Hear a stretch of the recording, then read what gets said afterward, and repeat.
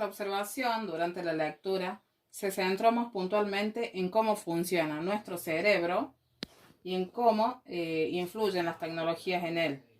También hablamos del uso que le damos a la tecnología en la educación. En los últimos años, la tecnología ha avanzado a pasos agigantados y nuestro cerebro debió aprender a convivir con ello. Las nuevas tecnologías nos permiten la comunicación instantánea, un acceso insólito a la información, la simplificación de muchas tareas que antes nos llevaban muchísimo esfuerzo, la posibilidad de vivir más y mejor. Es habitual hoy estar trabajando en la computadora mientras miramos televisión, escuchamos música, estamos pendientes de las redes sociales, los mensajes, correos electrónicos. Pero a veces nos preguntamos hasta qué punto nuestro cerebro está capacitado para sostener las tareas múltiples que la tecnología nos promueve. En el libro Ágilmente encontramos que la neurociencia combinada con la tecnología es clara y concisa. El cerebro puede seguir aprendiendo y cambiando hasta que te morís. Esta propiedad de nuestro cerebro se conoce como neuroplasticidad, es decir, la forma en que usas tus pensamientos pueden modificar la estructura y anatomía de tu cerebro. El cerebro humano. El cerebro humano es el sistema más complejo de todo el universo. En él comienzan los sueños, las emociones, el comportamiento. Está compuesto por 4 lóbulos: el lóbulo frontal, el lóbulo occipital, el lóbulo parietal y el lóbulo temporal. La parte interna del cerebro está compuesta por el cerebro, el tronco encefálico, el cerebelo. La parte más antigua del cerebro, la lagartija o cerebro reptiliano, regula principalmente todo lo que tiene que ver con nuestros controles centrales: la respiración, el sueño, el despertar, el ritmo cardíaco. El cerebro límbico se responsabiliza de todo lo que tiene que ver con nuestra supervivencia animal, más que con nuestro potencial humano: correr o pelear en situaciones extremas, alimentarse, reproducirse. Aquí se encuentra la parte central de las emociones, la amígdala. En esta parte se encuentra la amígdala. La amígdala es la que nos permite sentir enojo, miedo y placer. Es responsable de la creación de las emociones y de los recuerdos que ellas generan. Luego el hipocampo, que convierte la memoria a corto plazo en largo plazo. Y el tálamo, esta parte de acá está el tálamo, que funciona como una torre de control de los sentidos.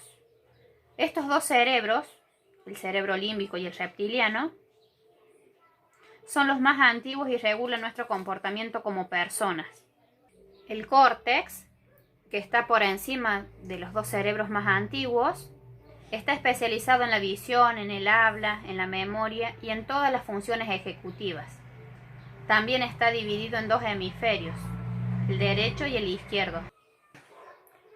Hemisferio derecho, hemisferio izquierdo, conectados por el cuerpo calloso. El hemisferio izquierdo se enfocó en el procesamiento lingüístico y secuencial, mientras que el hemisferio derecho en el procesamiento holístico y visual.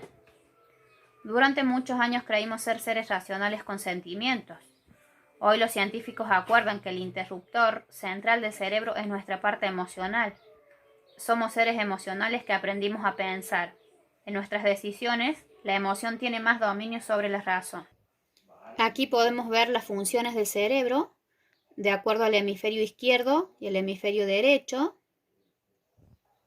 El hemisferio izquierdo se ocupa del control de la parte derecha, del lenguaje hablado, de la capacidad para los números, del lenguaje escrito, de la lectura y del razonamiento. Y el hemisferio derecho se encarga del control de la parte izquierda, del sentido musical, de las formas tridimensionales, sentido del arte, de la intuición, de la imaginación. La tecnología avanzó y sigue avanzando en tecnologías inteligentes que podríamos preguntarnos en qué se diferencia una PC de nuestro cerebro. Las similitudes entre ellos se encuentran reducidas a que ambos se utilizan para el almacenamiento y procesamiento de la información y para ejecutar tareas. A partir de ahí, lo que restan son diferencias. En el ordenador tenemos la parte física, que es el hardware, esto que se puede ver, tocar, y por el otro lado el software, que son los programas. Estos son los programas que utilizamos en una computadora. Esa diferencia entre la parte física y la no física, en el cerebro no la podemos diferenciar. En cuanto a su función, en la computadora tenemos por un lado la memoria y por el otro el procesamiento. En el cerebro no tenemos esa distinción. Nuestras neuronas procesan los datos y los guardan. Nuestra unidad de procesamiento y almacenamiento es la misma.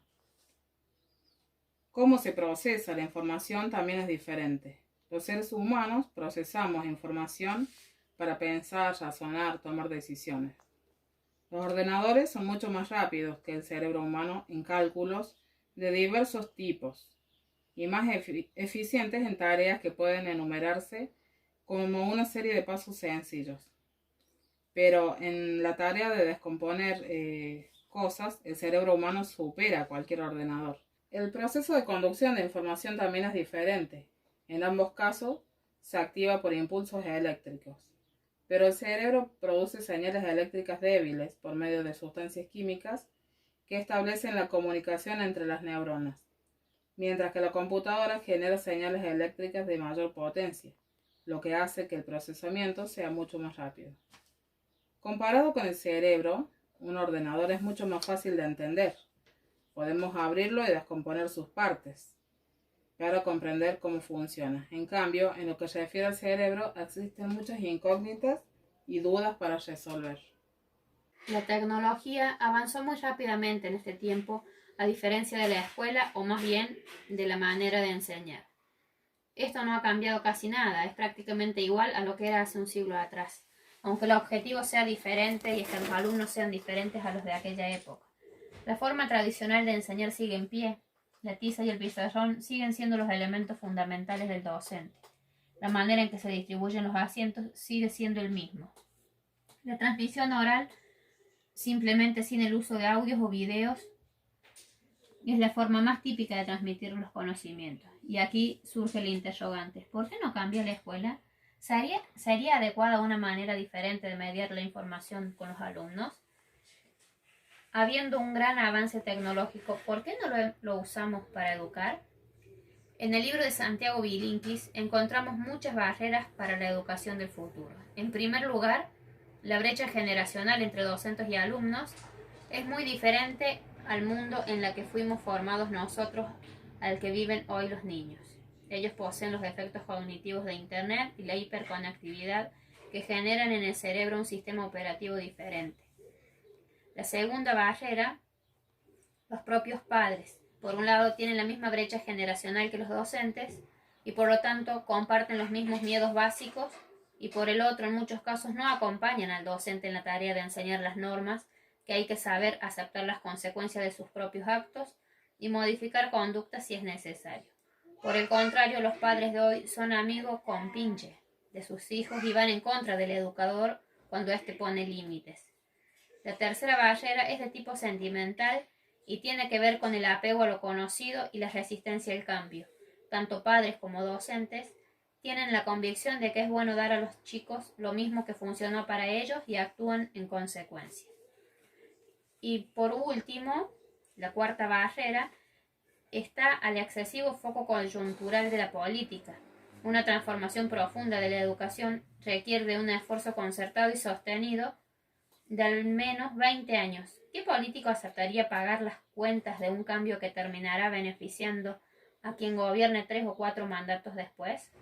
Lo que nos queda por hacer frente a esto, si queremos innovar en la educación, es utilizar en nuestras clases la creatividad. La creatividad se puede definir de diferentes maneras.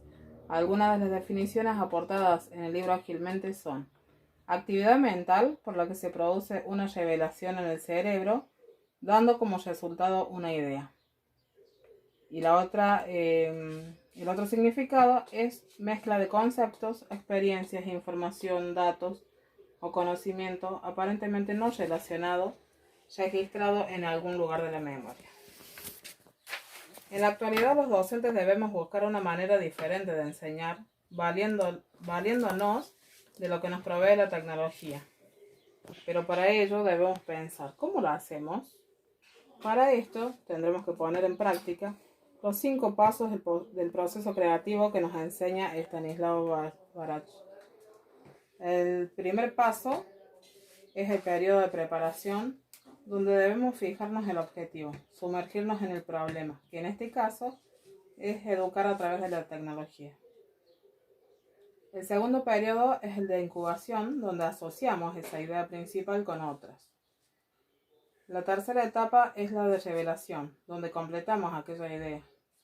La cuarta es la etapa de evaluación, donde se procesa la idea y se decide si hacerla realidad o no. La última etapa es la elaboración, donde se pone en práctica lo que hemos creado. Es la etapa de maduración de la idea principal.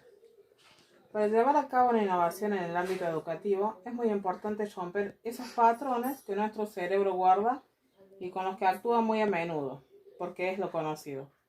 La creatividad requiere buscar otras relaciones entre conceptos, prender otras luces del cerebro para encontrar nuevos caminos que nos lleven al objetivo deseado.